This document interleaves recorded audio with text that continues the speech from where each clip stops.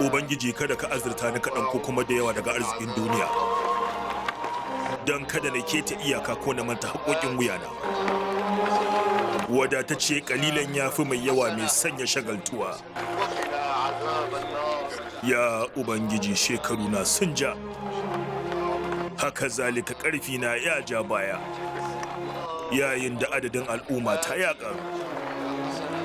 Ka janyo ni gare ka yayin da nake iya sauke haƙoƙina ba tare da barin ko ɗaya ba. Nauyi mafi muhimmanci da yake kan shugaba dangane da mabiyansa shine fifita haƙoƙin Ubangiji da ke kawunansu, kamar yadda Ubangiji ya zayyana musu a cikin addininsa.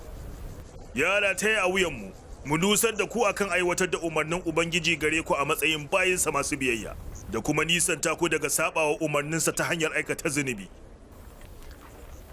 Kuma dole mu zartar da dokokin Ubangiji akan kowa daidai wa daida, ba tare da nuna fifiko ba don tsaye da adalci. Yin hakan zai ilmantar da jahili, sannan ya fargar da mai sakaci. Haka zalika ya ba gindayayye makama. Zama mumini ba a cimma shi da karatun zuci, face da bayyanannen aiki. Iya girman ƙwazon al'umma, iya girman sakamakonsa daga Ubangiji. Jihadi shine mafi kyawun aiki. Masu jihadi na gaskiya su ne waɗanda suka guji sabo, haka zalika mai aikata su. Wasu suna ikirarin sun yi jihadi, amma jihadi na tsakani da Allah shine gujewa aikata haramun. Ba abin da yake mafi soyuwa ga Ubangiji kuma mafi alheri ga bani Adam sama da kirkin shugaba bisa ilimi da hikimarsa. Ba kuma abin da Ubangiji ya fi fushi da shi sama da jahilci da kuma shashancin shugaba. Na rantse da Allah, ba na naɗa wakilai da jami'ai a yankunanku don su doke ku, ko don su raba ku da dukiyoyinku, sai dai ina turo su ne a gare ku domin su muku nuni da addininku, sannan su koyar da ku koyarwar manzo sallallahu alaihi wasallam. Duk wanda aka nuna masa wata wariya, to ya kawo ƙara gare ni. Na rantse da Allah da raina ke hannunsa zan tabbatar da adalci ga wanda aka zalunta. Idan kuma har na gaza, to a wannan zalunci ina da hannu. Allah saka da alheri, mun san za ka yi mana adalci. Ya fiye min sauki a kowace rana na tumbike wakili, akan da na baɗan kama karya ya ƙara koda sa'a guda akan mukami. Domin sauya wakilai ya fi sauki akan sauya al'umma. Idan har gyarawa al'umma ya zo da buƙatar a sauya musu wakili, to wannan abu ne mai sauki. Saboda haka duk wani mai mukami a kowane fanni da ya shafi al'umma lallai ya ji tsoron Allah a cikin mulkinsa, kuma kada ku daki mutane don muzanta su, kada ku tawaye musu haƙƙinsu ko ku ƙi kula da su,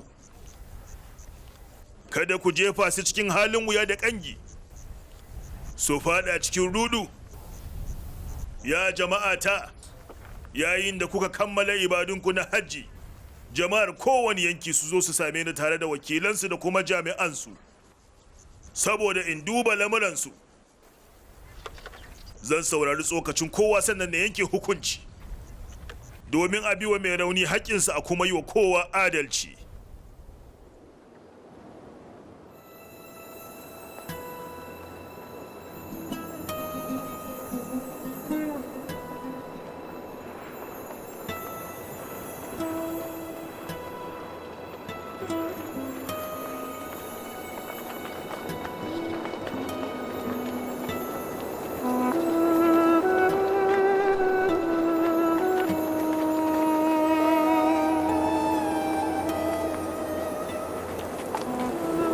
Za a ga ka huta ne ya shugaban muminai. Me yasa ka zub da kwalla ya shugaban muminai? Shauƙantuwar godiya ga ni'imomin Ubangiji da kuma tsoron jarabtuwa a kanta. Babu abin bautawa da gaskiya face Allah, mai kyautar abin da ya so ga wanda ya so. Ina ganin kaina lokacin da nake kiwata raƙuman kantab a wannan dalar. Kakkausan mutum ne mai wuyar sha'ani, yana sa na aikatuwa har sai na gaji matuƙa, sannan ya dake ni idan na tsagaita. Amma yanzu ina matsayina na wanda ba mai shiga tsakanina da Allah.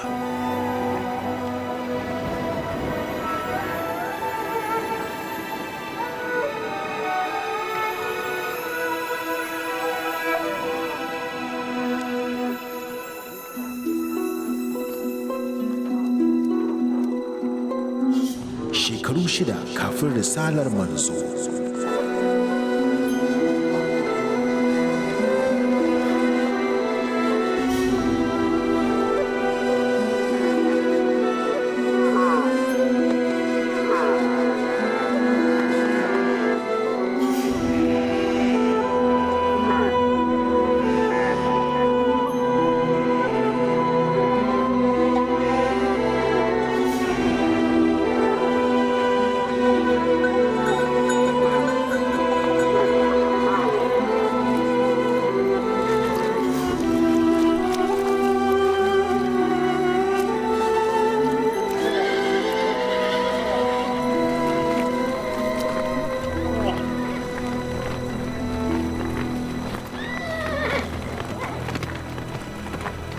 Saurayi, za mu iya shayar da dabbobin mu a rijiyarka? Ku suwaye? Mu yan kabilar kuza ne.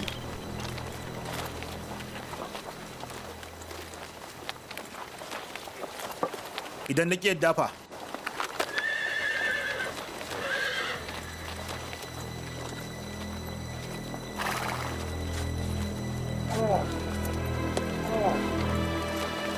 Sai mu juya ba husuma, tare da fatan za mu gamu da mutum mai karamci.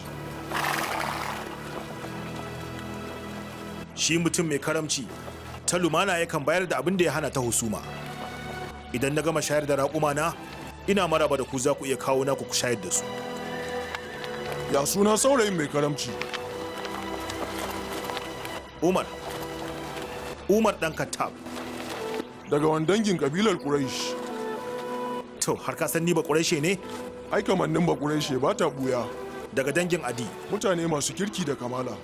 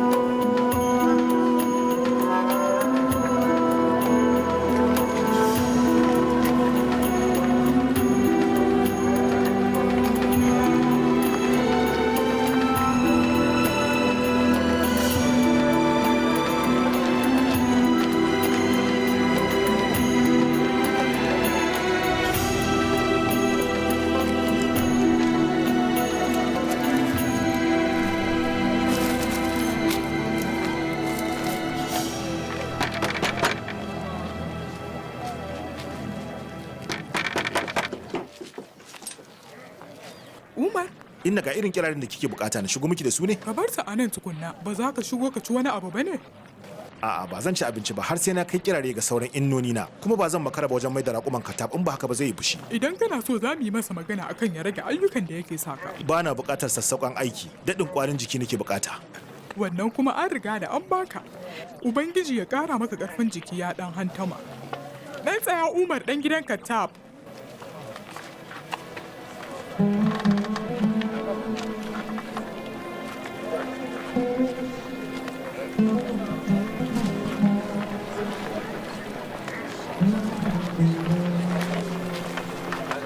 Ga wannan naka ne, dabinan yatir da inabin ta'if ne.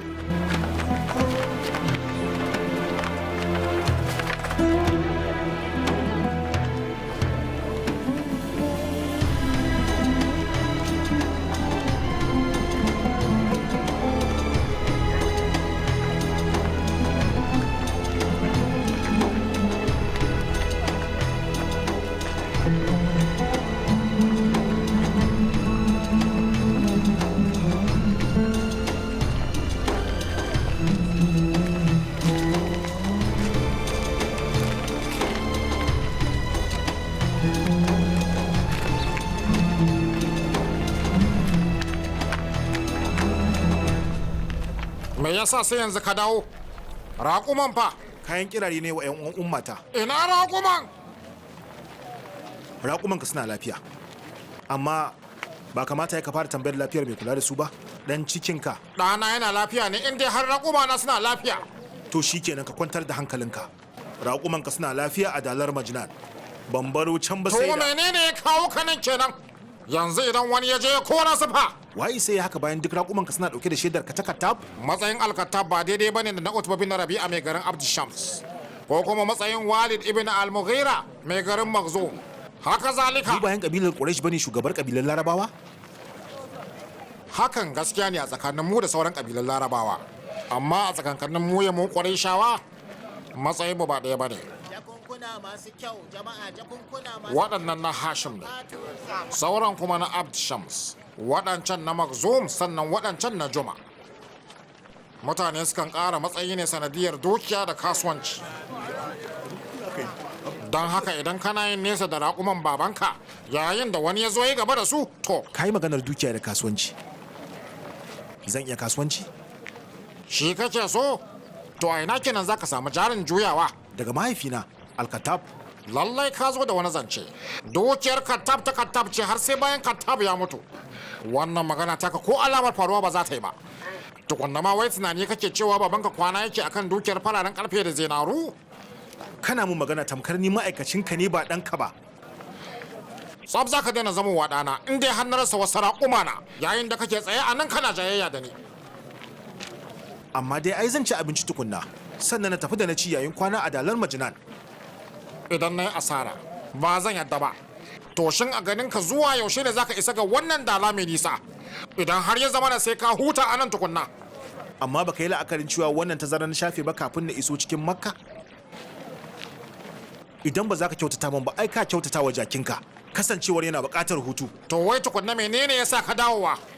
Ni ne na umarce ka akan ka kai kirare wa innoninka na dangin Makhzum? Bai kamata na yi musu hidima ba ne? Hidima ga mahaifinka shi ne farko. Ba ɗora hidimarsu ne akan taka ba. Ba hidimar ka na ajiye ne tasu ba. To maza, sauri, sauri! Baba duk zan magance muku wannan matsala. Ka bari Umar ya hutawarsa a Makka. Ni kuma zan je na kula da raƙuma har zuwa lokacin da zai tarar da ni a can gobe. Kai za ka kula da raƙuman? Yabona kake ko ganin kashi na? Ko ɗaya daga ciki. Gani ne ba ka iya yin abin da ɗan uwanka ya ƙware a kai sosai, haka zalika shi ma baya iya abin da ka ƙware a kai.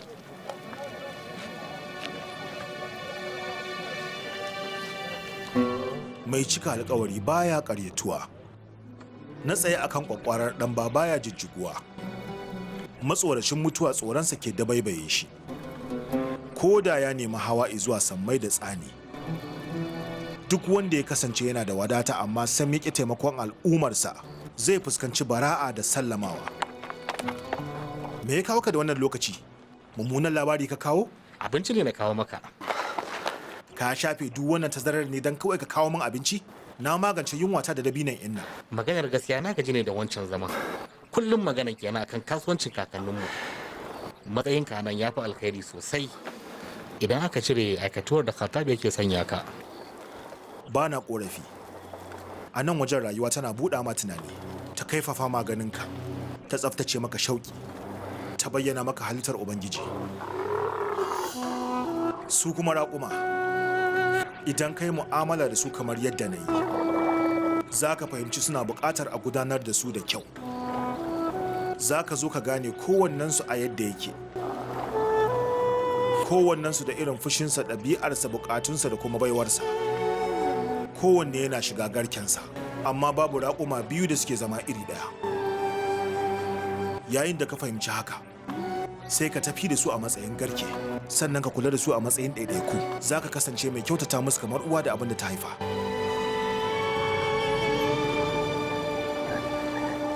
Yadda hakan take a kan raƙuma, ta fi kasancewa hakan akan mutane. Rayuwarsu ba za ta haɓaka ba har sai sun samu shugabannin da za su kula da su. Duk wanda ya bijiri zai taɓe. Yanyawa tinkiyar ware take farmaka. Idan mutane suka haɗe kai, kowa da halinsa da basirarsa zai ba hanyar dacewarsa, muradansa da abin da aka tsaga domin sa. Ba wanda zai maye gurbin wani. Saɓanin haka, mutane ba za su buƙaci junansu ba wanda zai buƙaci abin da wani yake da. Amma zaman su tare shine matabbacin baiwar kowane ɗaya daga cikinsu. Haka zalika bambancin baiwarsu shine mahaɗinsu. Duk da cewar kana da karancin shekaru amma kai mai matukar hikima ne ya Umar. Sai dai irin kumanya ke dagilewa.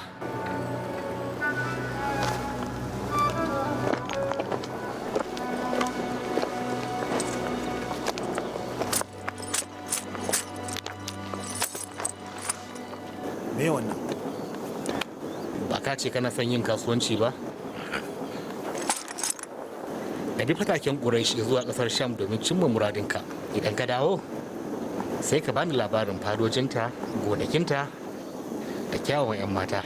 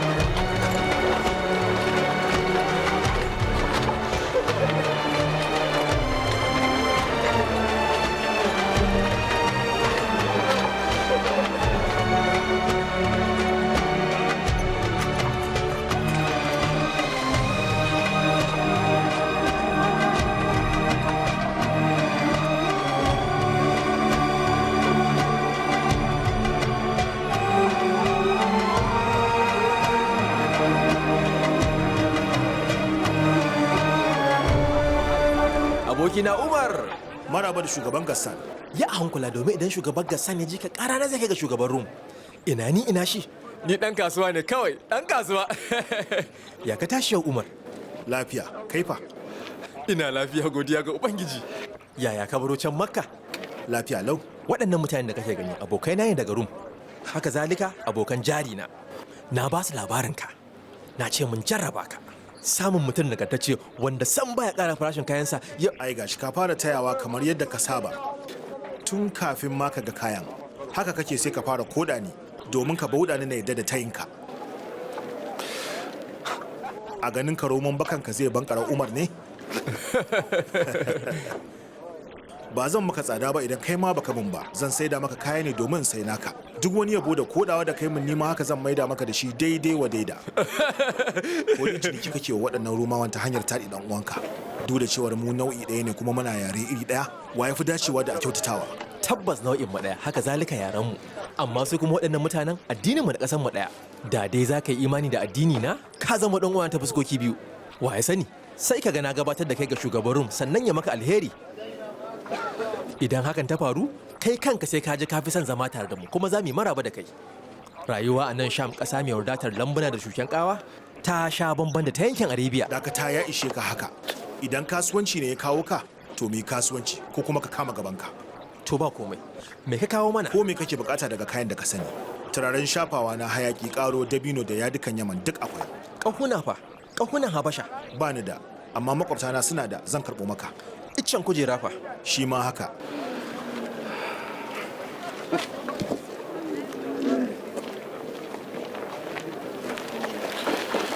Me zai hana ka har haɗo min abubuwan da nake bukata daga wajenka da makwabtanka ka ajiye min ni kaɗai, ni kuma zan baka wani kamasho mai gwaɓi tsakanin ni da kai. Ya dai ƙaruwar gaba na gaya maka. Ta mummunar hanya ce wannan kake so ka ƙare ni. So kake na yawa abokai na rashin gaskiya na samu riba ta bayansu, ta hakan kuma na taya ka cin dunduniyar mutanenka?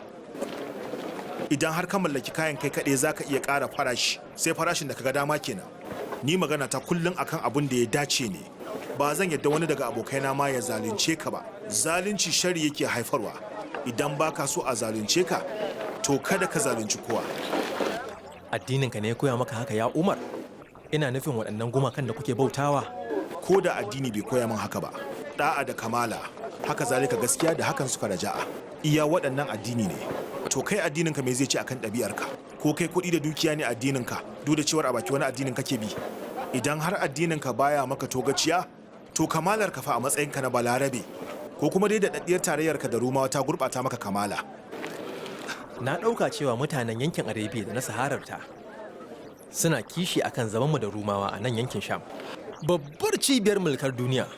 Mu ne sarakunan Larabawa a nan. Ku ne dai sarakunan jama'arku, yayin da Rumawa ke mulkar ku. Saboda haka ku bayinsu ne. Da ku suke amfani wajen cimma muradansu, haka zalika da ku suke amfani a yakunansu, amma kuma san bakwa da hannu a shugabancinsu. Ta ya za mu yi kishi da ku? Yayin da muka kammala cinikayyarmu, zan zaga daga yankunan Damashq sannan izuwa mashayar Jarjis domin ka ga dalilan da ya sa ku kishi da mu.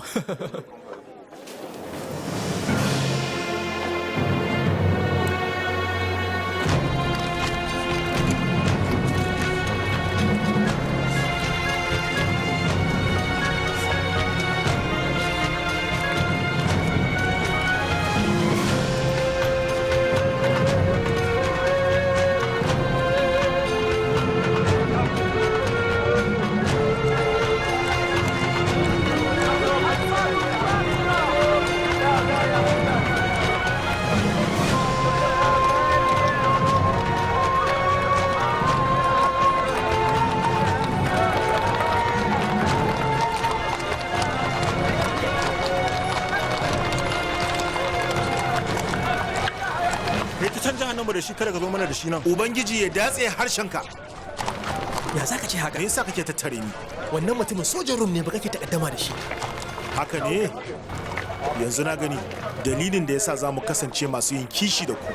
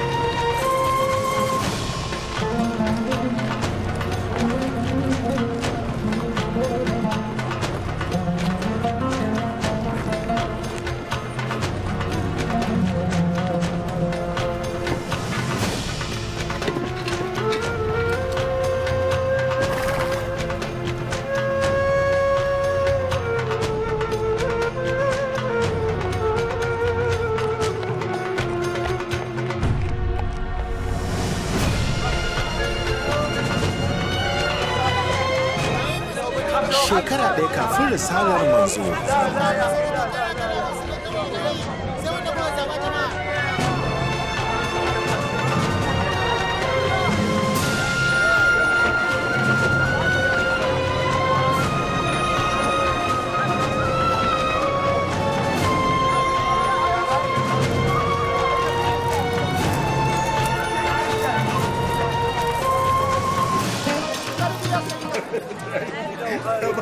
Jama'a ku zo kallo wasan biri. Ku ga yadda biri yake wasa da bulala. Aha!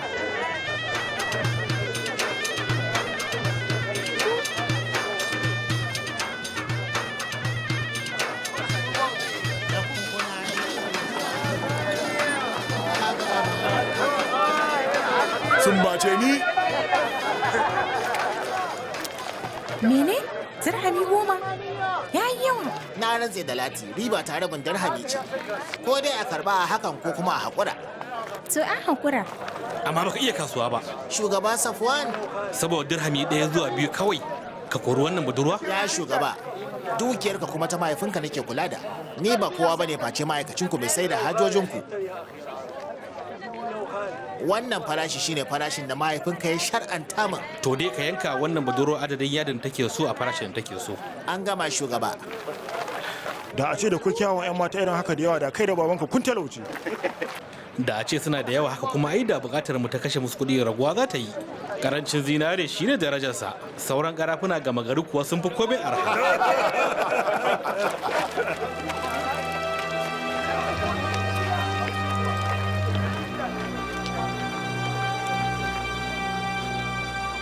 Jama'a ya ku manyan Quraysh, yaushe ne haka aka fara zaluntar mutane a kasar ku tare da tawaye musu haƙƙinsu?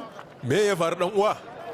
Shugaban kabilar Amir, za ku yi farin ciki wannan mutumin ya tawaye min haƙƙina a cikin kasar ku? Na rantse da Lati da Uza ba yi haka ba. Haka aka yi, na rantse da Ubangijin Musa. Wannan mutumin ya sai dabino da alkama daga wajena a kakar bara, amma a lokacin baya da kuɗi. Ya ce na biyo shi rance zuwa wannan shekarar, kuma ya ce zai biya ni kuɗin kayana a farashinsu na wannan shekarar. Sannan zai ƙaro kuɗin ruwa saboda bai biya akan kari ba. Yau kuma ya ƙi biya na haƙina. Bayan da na sayi dabinon da alkamar daga wajensa, na tafi da su zuwa Yatrib. Da na duba kayan kawai sai na gane cewa ya hayince ni. Masu kyau din sai ya sanya su daga sama. Na kasan kuma gaba ɗaya sun rube sun lalace ta yadda sai dai a zuba wa dabbobi su cinye. Hakan ya sa na yi asara gagaruma. Ƙarya yake, na rantse lokacin da muka yarjejeniya da shi kayan nan lafiya lau suke. Idan kuma kayan sun lalace, to a wajensa suka lalace. Me yasa zan karɓi laifin sakamakon sakacinsa? Abdullah, Na baba. ka biya wannan dan ƙurezan bashin da wanda ake biye gaza biya.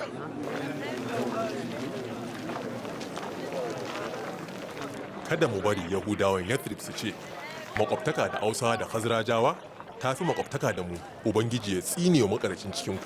Kwarai don Ubangijin Ka'aba, Ubangiji ya tsine wa makaraci. Na rantse da Allah da Uzar ba dan darajar Abu Zai ba da na doke ka. Da kuma na kira jama'a ta mun yi gangami mun kokori ire-irenka da kai kanka. Ka dauka cewa mudin kan wallasa ne? Ha! Wai ni zai da ka. Idan wanda aka yi alkawari ya bayyana, sai mun kashe ku kamar yadda aka yi wa adawa.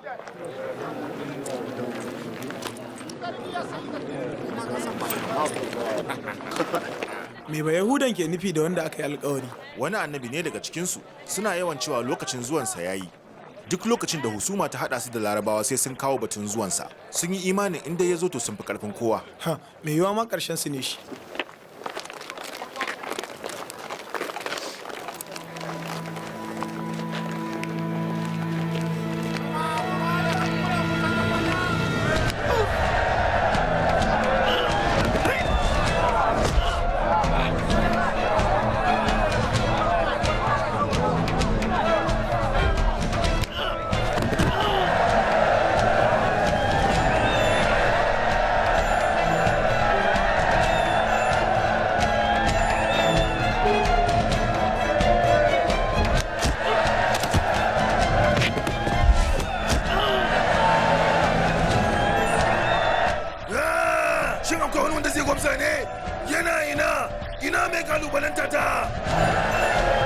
Je ka taho da Umar.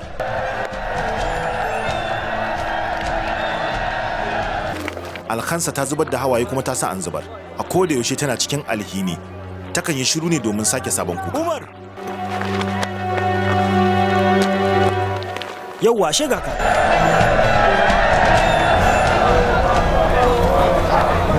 Ka nuna masa tasirin alfaharin Quraysh. Ba abin da zai dauka a jikinka. Maza! Maza ya Umar, kaddamar masa.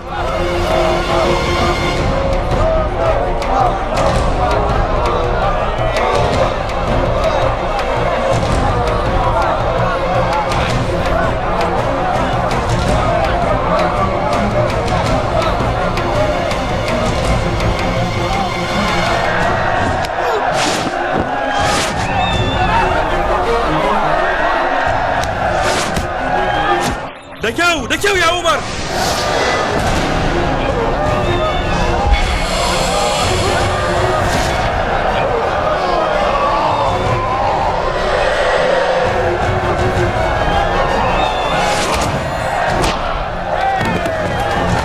Dake shi Umar, dake shi!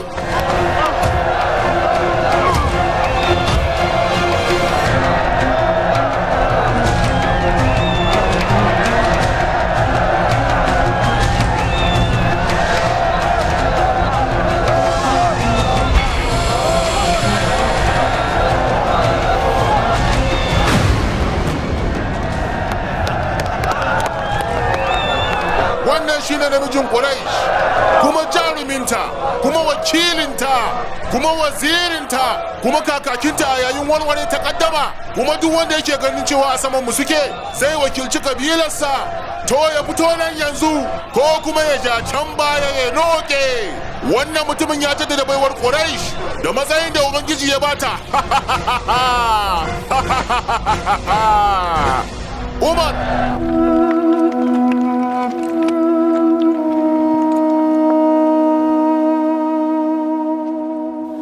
Ubangiji na Ubangijin Ibrahim, wannan gidan naka da ka tsarkake, ka sa ya barranta daga najasa, da wuce iyakar da waɗancan mutanen suka yi a ciki. Da sunan Allah mai rahama mai jin kai. Kai karatu da sunan Ubangijinka mahallacin komai, wanda ya halicci mutum daga gudan jini. Yi karatu kuma Ubangijinka mai kyauta ne, wanda ya koyar da rubutu da alƙalami, wanda ya koyar da mutum abinda mutum bai sani ba. Gaskiya ta tabbata ga Ubangiji. Barka da dare, kawo Waraka ibn Naufal.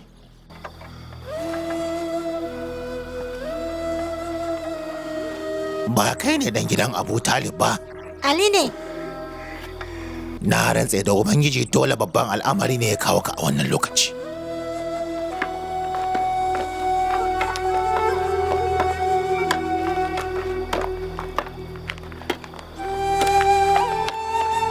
Shin Khadija ta furta dalilin da ya sa ta tura a yi kira na a daidai wannan ƙwararren lokacin?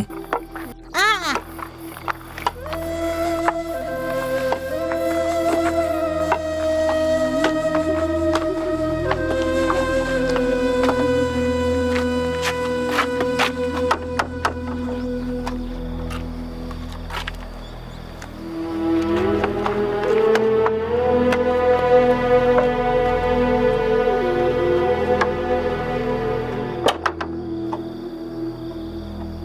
Ubangiji mai girma, idan har gaskiya kake faɗa min ya ɗan uwana, to shakka babu wannan mala'ika shine wanda ya ziyarci Musa ɗan gidan Imrana. Fata na in kasance a raye a lokacin da za a kore ka, domin duk waɗanda suka zo da saƙo irin wannan a baya an fuskance su da gaba. Idan na kasance a raye a wannan rana, to zan baka goyon baya mara yankewa.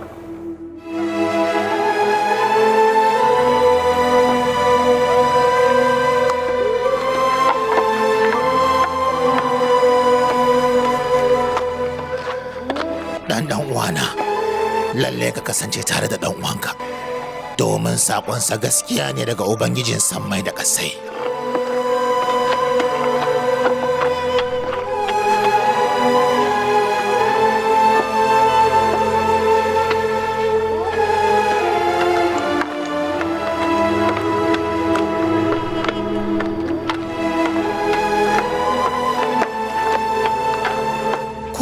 irin tanadi a kai ga wannan birni namu.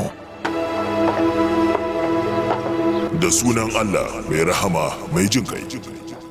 Ya kai wanda ke lullaba a cikin mayafi, miƙe kai kashe ni, kai kabbara ga Ubangijinka, ka tsarkake tufafinka, ka ƙaurace wa gumaka, kada ka bayar domin neman ƙari. Gaskiya ta tabbata ga Ubangiji.